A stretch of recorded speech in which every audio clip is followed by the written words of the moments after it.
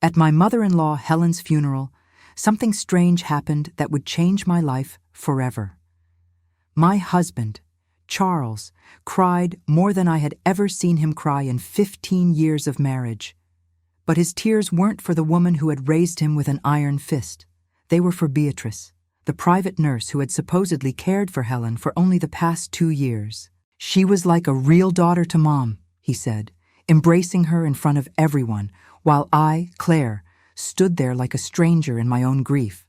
I was the one who had spent a decade and a half taking Helen to her medical appointments, doing her weekly grocery shopping, and enduring her constant criticisms of my appearance, my cooking, and my inadequacy as a wife. People whispered, glancing from me to Beatrice, clearly confused about who the real family was. But what truly shocked me was when the family lawyer read the will out loud. Helen had left her beloved country house in Hudson Valley and half of her substantial savings to Beatrice. At that moment, seeing Beatrice's discreet yet triumphant smile, I realized I had been deceived for far longer than I had ever imagined. Something was deeply wrong with this story, and I was going to find out what. Charles and I met at the bank where we worked 20 years ago.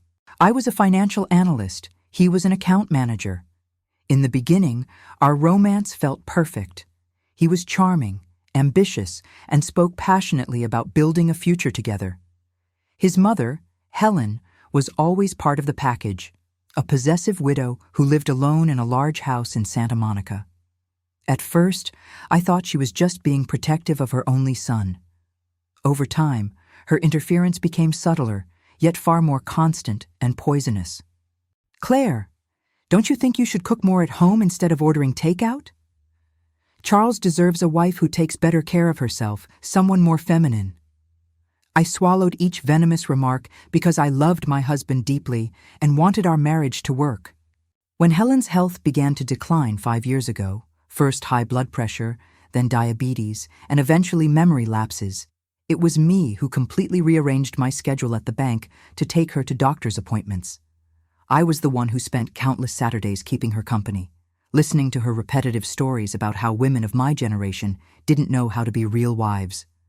Charles would always say, "Thank you for taking such good care of Mom, honey. I honestly don't know what I'd do without your dedication." Now I see how empty those words truly were. 3 weeks after the funeral, Charles casually announced over dinner that Beatrice would continue living at the country house indefinitely. "It's temporary," he said, cutting his meat without even looking at me.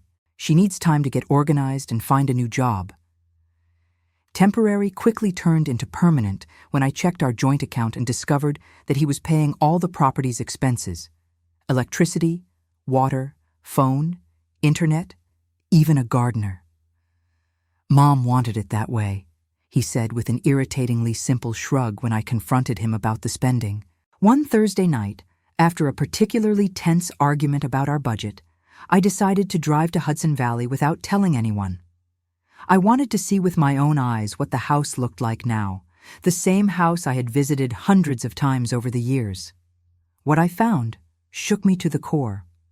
The house was unrecognizable. The floral curtains Helen had stubbornly kept, despite my repeated suggestions for something more modern, had been replaced with sleek, elegant fabrics. The garden, which she had intentionally kept wild because well-kept plants are for people without personality, was now impeccably manicured, filled with flowers that clearly cost a fortune. On the kitchen table, lying in plain sight, were letters addressed to Beatrice Thompson, dated 3 years earlier. She hadn't entered Helen's life just 2 years ago, as everyone had been led to believe. I got home at 11 that night, with the letters tucked in my bag and my heart racing. Charles was on the couch watching a soccer match, drinking beer, completely relaxed.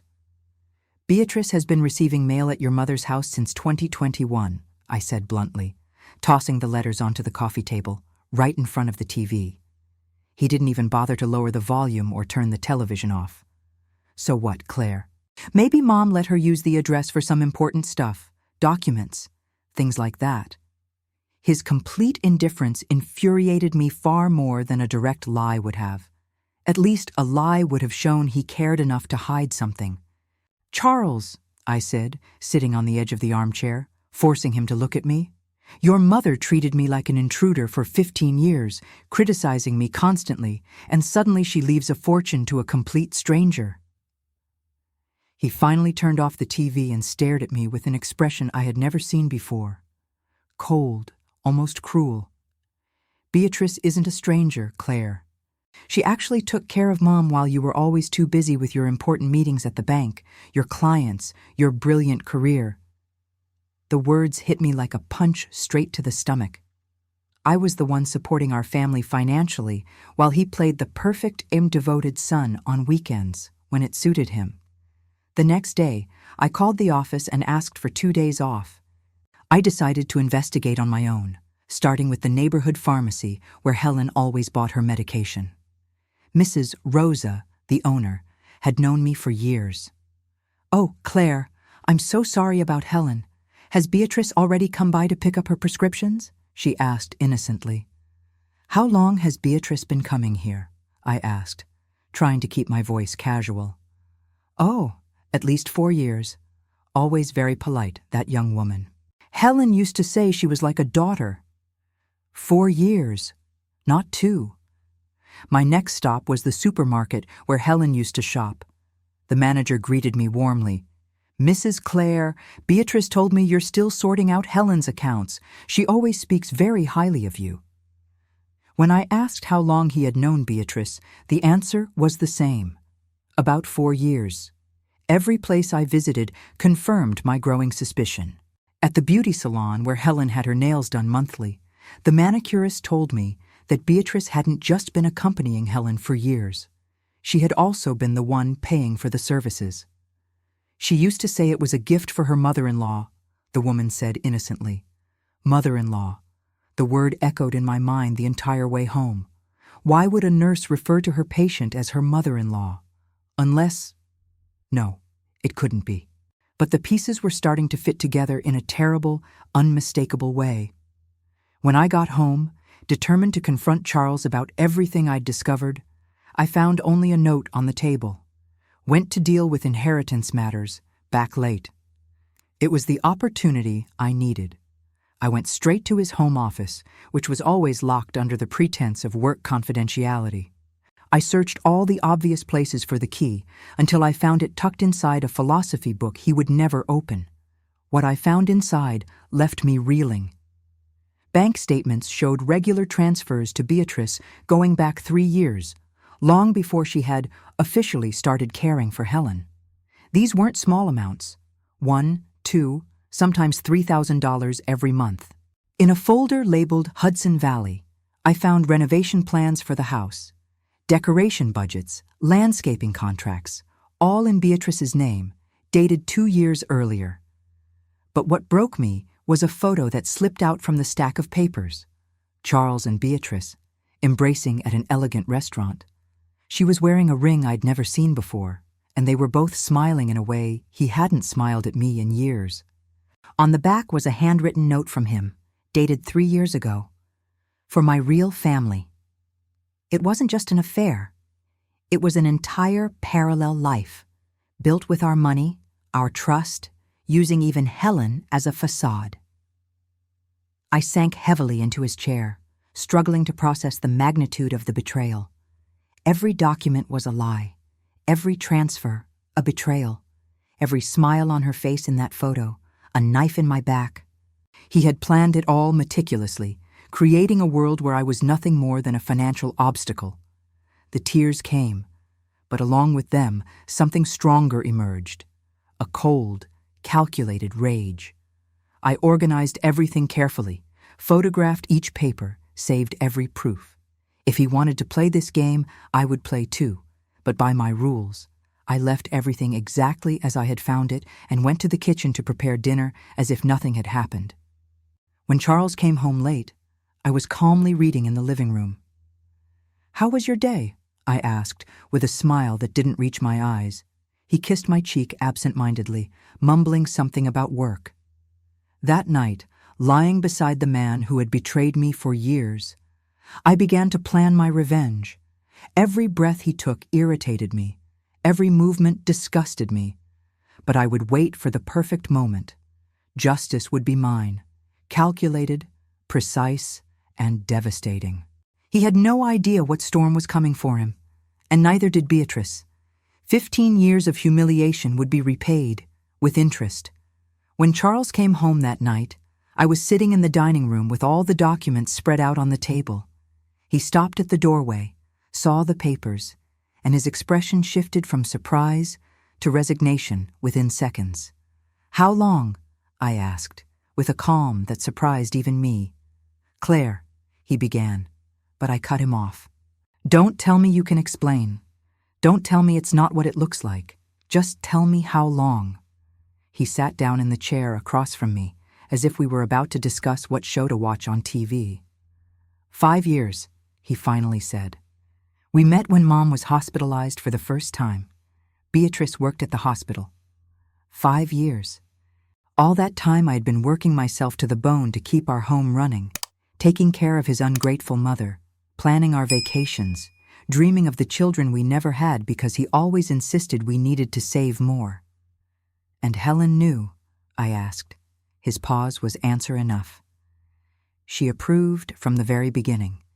She said Beatrice was the kind of woman I deserved." The kind of woman he deserved. After 15 years of being humiliated by that woman, learning that she had orchestrated her own replacement was the final straw. "Why didn't you just ask for a divorce?" I asked, genuinely curious. "Why all this charade?" Charles sighed like I was a child asking annoying questions. "Your salary at the bank, the financial stability. Beatrice and I wanted to make sure we'd be comfortable before making changes. You were always convenient, Claire. Beatrice is the one I truly love. You both, I needed you in different ways." The Sunday after my confrontation with Charles, I drove to my parents' house in Pasadena. I needed to tell someone in my family what was happening, and they deserved to know before the divorce papers were finalized. Mom was watering the plants in the backyard when I arrived. At 72, she still carried the same tireless energy she always had. "What a lovely surprise, sweetheart. Charles didn't come." That innocent question broke my heart. I sat down with her and Dad in the living room where I'd grown up, surrounded by family photos that now felt like they belonged to another life. "I need to tell you something," I began with Helen's will, then told them about what I'd found at the house, and finally the documents I'd uncovered in Charles's office. Mom held my hand tighter and tighter with every revelation.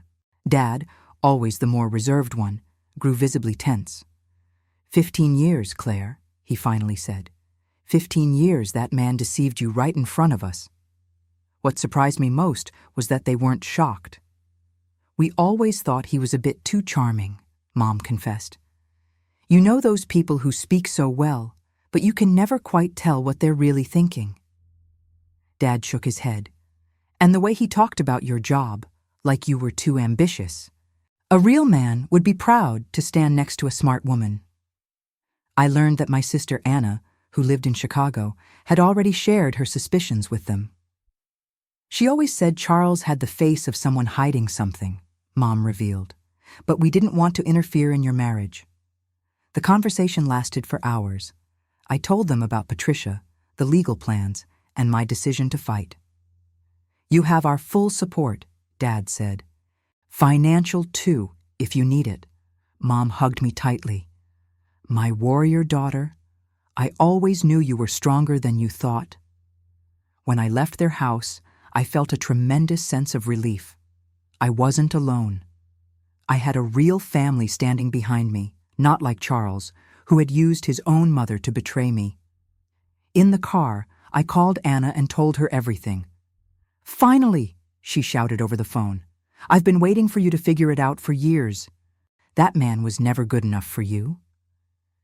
It's incredible how the people closest to us always seem to know the truth, even when we ourselves are blind to it. "To take care of a few things," I replied, using his exact words. The next morning, I drove to the most respected law firm in the city. Attorney Patricia Mendez received me professionally. but her expression changed as I told her my story and showed her the documents. "Claire, this goes far beyond a divorce," she said. "We're talking about fraud, concealment of assets, possibly even undue influence over an elderly person." She examined every paper meticulously, taking notes. "We can challenge Helen's will, a woman in the early stages of dementia, manipulated by people who stood to benefit from her death. It's a strong case." I explained the transfers, the properties, the years of lies. Patricia shook her head. "Your husband and this Beatrice built a sophisticated scheme, but they made mistakes. They left a trail." She warned me about the costs, both financial and emotional. "This will be a war, Claire. They'll try to destroy your reputation, paint you as a negligent wife. Are you sure about this?"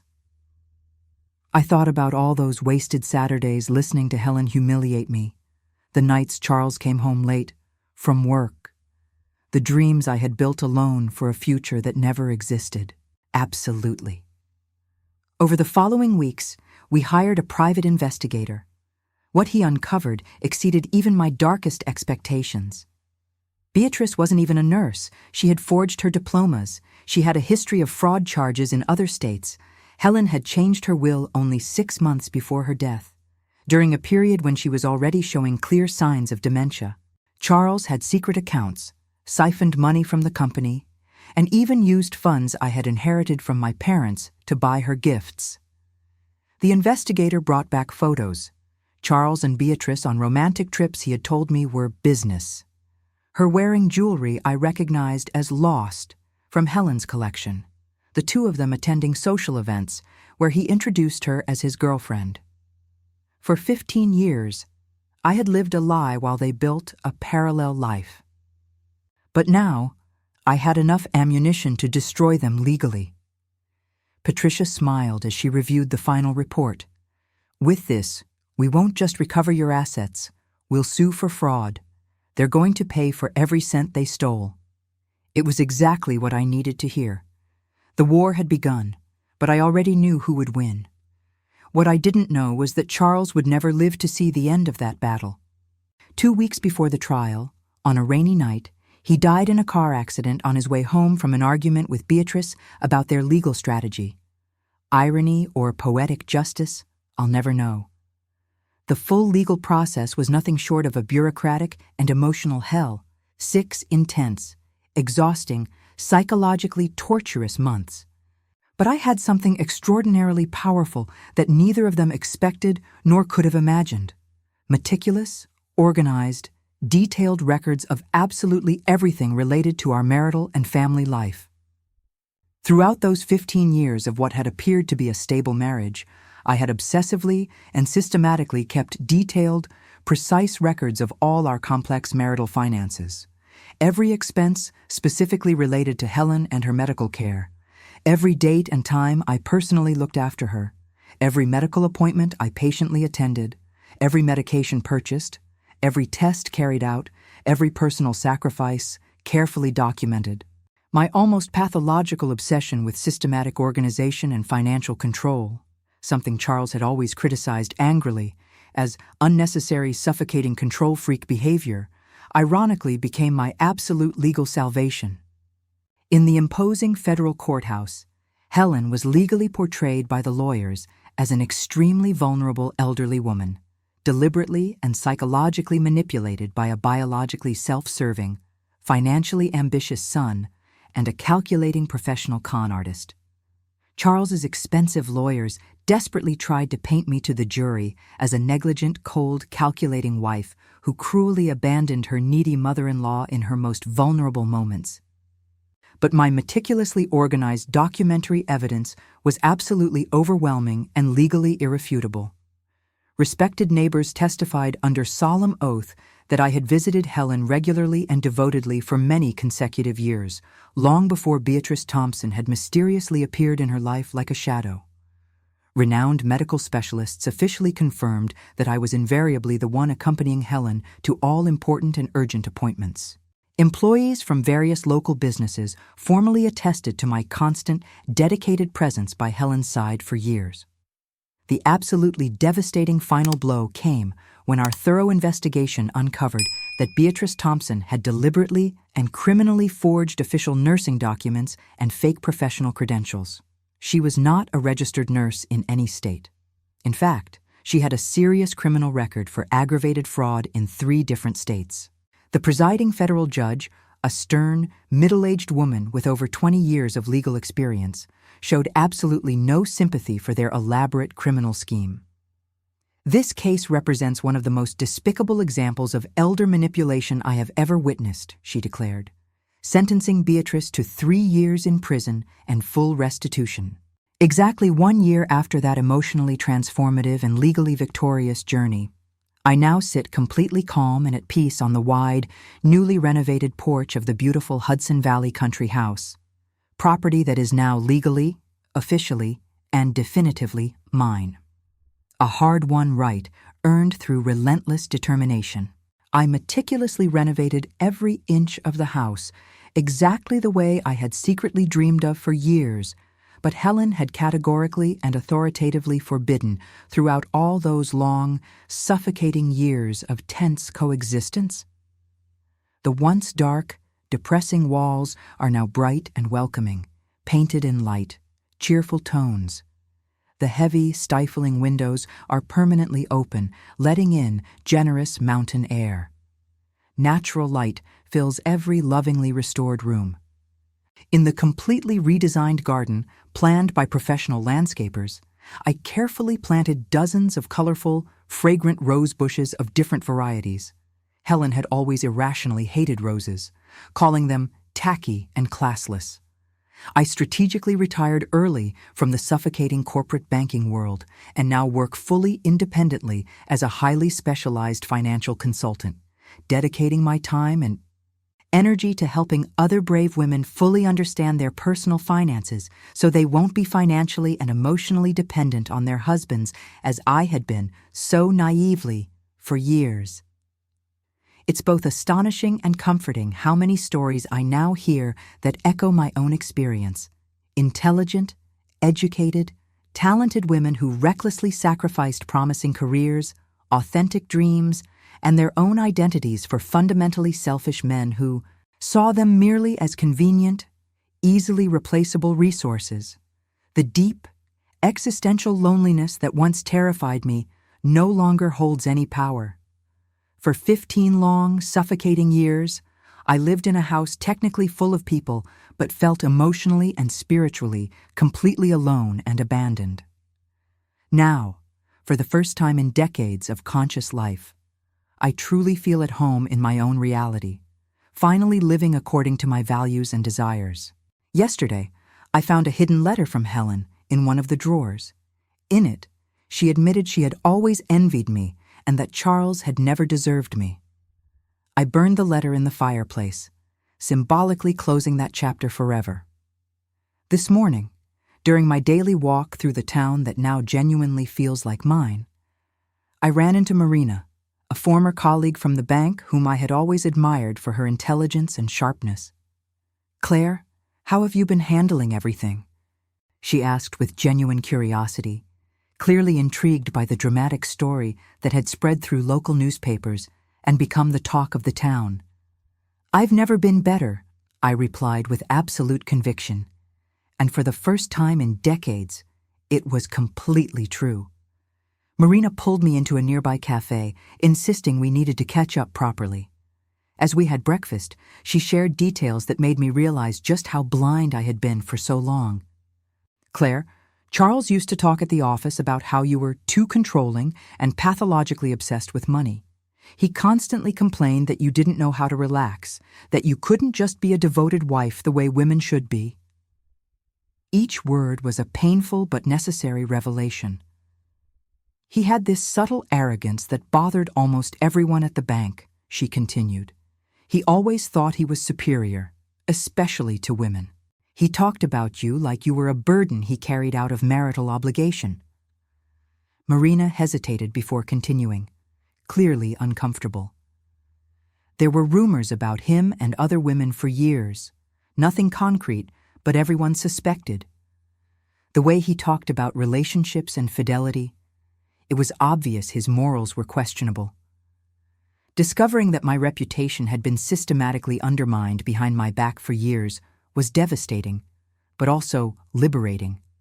Honestly, Marina said, lowering her voice confidentially, many of us always thought you deserved much better. You were brilliant, dedicated, and principled. Charles never seemed to match you, intellectually or morally. It's fascinating how the truth reveals itself once we stop trying to hide it from ourselves. For 15 exhausting years, I had desperately tried to be the perfect wife Charles supposedly wanted, the exemplary daughter-in-law Helen might eventually approve of, the ideal woman who fit everyone else's expectations, except my own. Now, at 45, I'm finally learning who I really am when I'm not constantly trying to be what others want me to be. Marina hugged me as we said goodbye. You're glowing, Claire. Free. It's beautiful to see. Her words echoed in my mind the entire day, confirming that my transformation was visible not only to me, but to everyone who had known me before this painful yet necessary journey of self-discovery and rebirth. A week after my conversation with Marina, I received an unexpected phone call from Mr. George, the caretaker of the building where Helen used to live. Mrs. Claire, I found some boxes with Mrs. Helen's papers down in the storage room. The building manager asked me to notify the family before throwing anything out. That afternoon, I drove over there, curious, but without high expectations. The boxes contained mostly old documents, yellowed photographs, and 3 leather-bound diaries. I took everything home and started reading that night. What I discovered left me speechless. Helen had meticulously documented her own marital betrayal 40 years earlier. Her husband, Charles's father, had maintained a parallel relationship with his secretary for more than a decade. Today I found out that Richard bought her an apartment. One entry from 1983 read, "He used our money, our savings, to support his mistress." The similarities to my own situation were eerily precise. Helen had lived through exactly what I was living. The difference was that she chose silence. "I can't get a divorce," she wrote. "Women of my generation don't do that. Charles needs a father, even if he's a liar." Page after page revealed her growing bitterness, her anger directed not at her husband, but at the other women who, in her eyes, destroyed families. In 1987, she wrote about confronting the mistress. "I told that tramp she would never have my husband for real, that I was the legitimate wife and always would be." Richard died of a heart attack 5 years later, taking his secrets to the grave. But Helen kept her bitterness like a poisoned treasure. The most recent diary, started in 2019, changed everything. Charles brought a young woman to meet me today, Beatrice. She reminds me of myself when I was young, before Richard broke me. The next entries were devastating. Helen hadn't simply known about Charles's affair, she had actively encouraged it. I told Beatrice that Claire was never a good wife to my son. A real woman dedicates her entire life to her family. She doesn't waste it chasing money at a bank. She had shared her pain with me for years, all the while projecting onto Beatrice the daughter she never had, the woman she wished she had been, submissive, devoted, willing to accept the scraps. Beatrice understands that a woman's place is to take care of her man. Claire never understood that. In the final entry, dated 2 weeks before her death, Helen wrote, "I changed my will today. Beatrice deserves to be rewarded for her dedication. Claire has her own money. She doesn't need mine." I closed the diary with trembling hands. Helen hadn't been manipulated by Charles and Beatrice. She had been the architect of it all. 3 months ago, I received a completely unexpected letter from Beatrice Thompson, sent directly from the state prison where she was serving her sentence. She desperately wanted to talk in person and explain her side of the story, as if there could possibly be any justification for years of lies and systematic psychological manipulation. I didn't respond right away. A significant part of me was genuinely curious to see how she would attempt to justify years of betrayal, blatant deceit, and the calculated manipulation of a vulnerable elderly woman. Eventually, I decided to visit her in prison, not for her sake, but for mine. For my own emotional healing. I needed to look directly into the eyes of the woman who had so meticulously orchestrated the destruction of my life and see what remained behind that carefully constructed facade. Beatrice looked drastically different without the professional makeup and expensive clothes she used to wear. She was much younger than I had originally perceived, perhaps 35 at most, and surprisingly vulnerable and fragile in her prison uniform. "I truly loved Charles," she blurted out the moment she saw me. It wasn't just calculated financial interest. I let her speak freely, without interruption. She told me a sad story about a difficult childhood, about how Charles represented the financial security and social stability she had never had the chance to experience legitimately. "Helen told me over and over again that you didn't make him genuinely happy," she said, her voice trembling.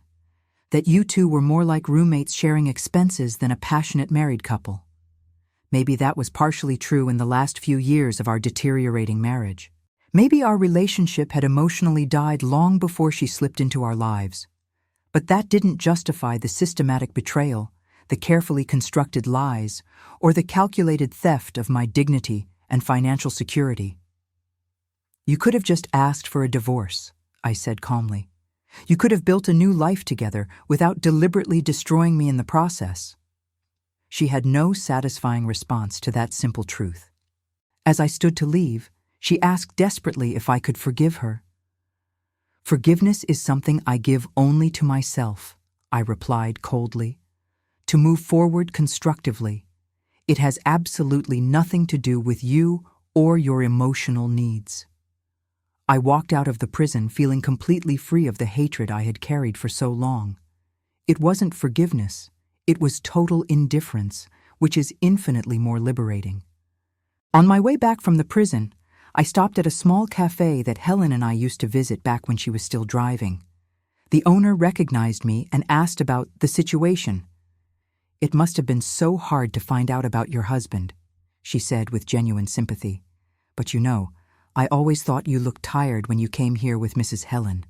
Now you look different, more alive." More alive. What a perfect description. For 15 years, I had lived in survival mode, doing what was necessary to keep the peace, maintain appearances, sustain a marriage that was already artificial. Now, I wake up curious about what the day might bring. Yesterday, I received a proposal to work as a consultant on a complex divorce case, a woman whose situation is eerily similar to mine. It seems that my painful experience can now help others. There's a satisfying irony in that. I've also started dating again. Nothing serious, just occasional dinners with a history professor I met in a painting class. He listens when I speak, asks about my opinions, splits the check without drama. Small things I had forgotten were normal in healthy relationships. I'm in no rush. For the first time in my adult life, I'm not running anywhere. I'm not trying to prove anything to anyone. I'm simply being. On the highly symbolic one-year anniversary of Charles's sudden and tragic death, I did something he would have absolutely hated. I hosted a joyful, relaxed, celebratory barbecue at my fully renovated Hudson Valley home. I invited all the genuinely wonderful people who had unconditionally supported me throughout the emotionally exhausting legal process. Marina came with her loving family, along with several dear and loyal colleagues from the corporate bank where we had worked together for so many years. Attorney Patricia proudly brought her charming family, including her smart teenage kids and her successful lawyer husband. Even Mrs. Rosa, the owner of the local pharmacy, showed up unexpectedly with a homemade cake, warm, delicious, made especially for the occasion. We laughed wholeheartedly as we shared future plans and funny stories from the past. Someone remarked, with honest admiration, how the house finally looked warm, welcoming, and genuinely lived in after so many dark years. "It finally feels like a real home," one guest observed sincerely. During the comforting, lively gathering, I was deeply moved to reconnect with a dear old college friend I had completely lost touch with after rushing into marriage 15 years earlier. "You know something, Claire," she said confidentially, pulling me aside on the porch. "I always thought it was so strange and genuinely worrying how drastically you changed after marrying him. You became quieter, less spontaneous, It's absolutely wonderful to see the courageous, independent, determined Claire I knew and admired back again. Was it really that obvious to everyone else? Had my slow metamorphosis into a submissive wife been so glaringly visible, except to me? It doesn't matter anymore.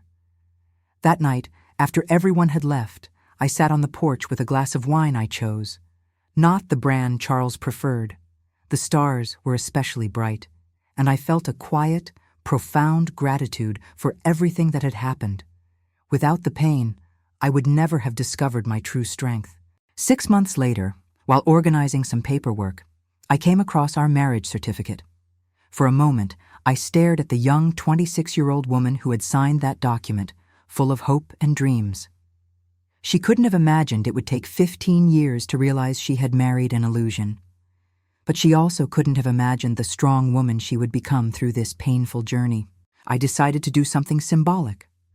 I burned the certificate in the same fireplace where I had burned Helen's letter, not out of anger, but as a closing ritual. Some ashes floated up the chimney, carrying away the last traces of a life that had never truly been mine. The next day, I received an unexpected call. A publishing house had read some of my texts. Apparently, Marina had shared something I'd written about financial recovery after divorce, and they wanted to discuss a potential book. "Stories like yours are more common than people realize," the editor said. "Women need to know it's possible to start over, that it's never too late to reclaim their lives." The idea moved me deeply. Turning my experience into something that could help other women gave new meaning to everything I had endured. That afternoon, I began writing the first chapter. My name is Claire, and this is the story of how I discovered I had spent 15 years living someone else's life. 8 months after the release of my book, Starting Over at 45, I received an invitation that would once again change the way I saw my entire journey. The Columbia Law School wanted me to give a lecture to law students on women's rights in cases of marital fraud. It was my first academic lecture, and I was genuinely nervous. The auditorium was packed, not just with students, but also with professors, lawyers, and women of all ages who had read my story. I began by talking about that day at the funeral, about the feeling of invisibility, about discovering that I had lived a lie for 15 years. But as I spoke, I realized that I was no longer just telling my story. I was giving a voice to hundreds of women who had lived through the same. During the Q&A, a 23-year-old student raised her hand. "Professor Claire, my mom is in a similar situation. How do I convince her to investigate?" Her question hit me straight in the chest. "You don't convince her," I replied. "You just plant the seed and wait for it to grow when the time is right." After the lecture, I was approached by a long line of women with similar stories. A 50-year-old businesswoman had discovered that her husband had a second family in another city. A 65-year-old retiree had lost half her pension to her late husband's so-called niece. A 30-year-old woman suspected that her fiancé was siphoning money from the family business. Each story reminded me that my experience, as painful as it had been, was not unique. That night, in my hotel room, I received a call from Patricia, my lawyer. "Claire, a client of mine read your book and wants to hire you. She just found out her husband bought properties under his sister-in-law's name." It was my 15th case in 2 months. I was unintentionally becoming a specialist in uncovering financial betrayals. "I'll take it," I said without hesitation. "Send me the case details." I hung up and walked to the window. Outside, New York City stretched out, glowing all the way to the horizon. I thought of the Claire from 3 years ago, sitting at that funeral, feeling utterly lost and betrayed. She could never have imagined that her pain would turn into purpose, that her humiliation would become strength for other women.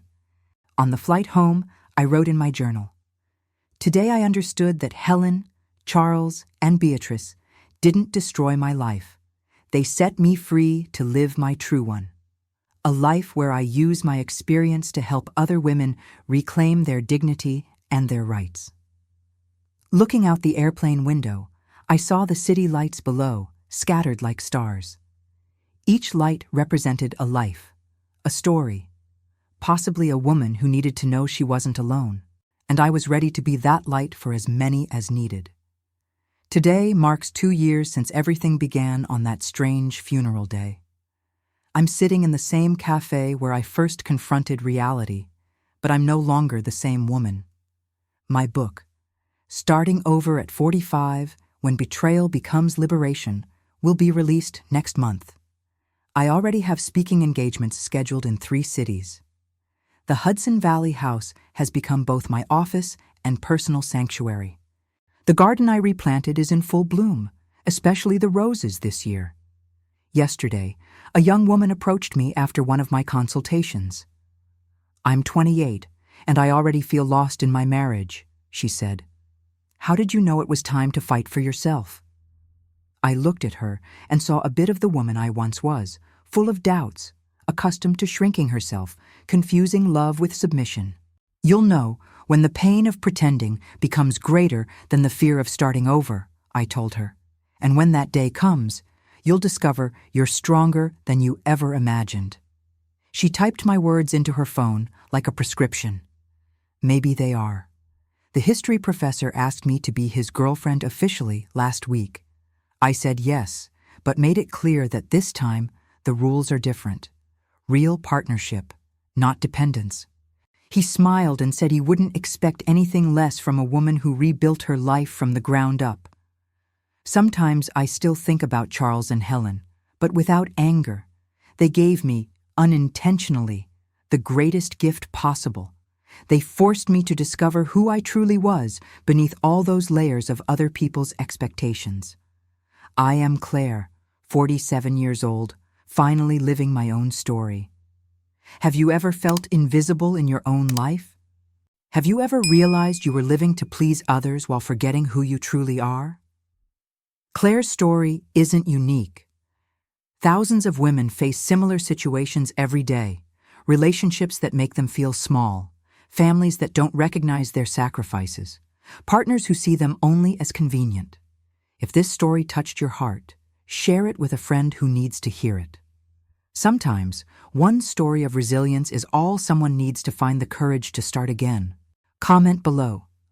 What was the moment that impacted you the most in Claire's story? And if you've experienced something similar, know that you're not alone.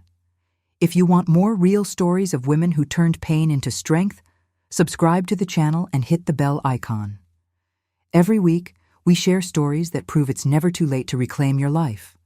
Remember, you don't have to be convenient for anyone. You have to be yourself. Until the next story, may you always remember your own worth.